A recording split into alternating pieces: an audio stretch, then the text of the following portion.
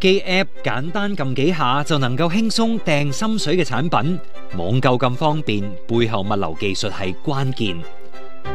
物流涉及多方協作，過程繁複，統一嘅數據管理可以便捷各方。機管局利用區塊鏈、人工智能等嘅技術開發平台，實現一站式數據管理同埋資訊共享。有貨運公司推出連接平台嘅手機程式，一 app 在手就能夠追蹤貨物，完成無紙化取貨同埋報關程序，慳咗紙本檢查同埋排隊流程。目前獲30幾間貨運代理商採用。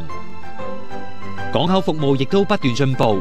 2025年底之前完成構建嘅港口社區系統，透過資訊共享同數據分析，以數碼化提升營運效率。而粵港澳3地海關就合作推出一站式資訊平台，運用手機程式提供查詢服務，包括實時過關人流、海關法規等等。數碼科技唔單止提升效率，更加令到唔同環節互聯互通，推動物流業邁向新格局。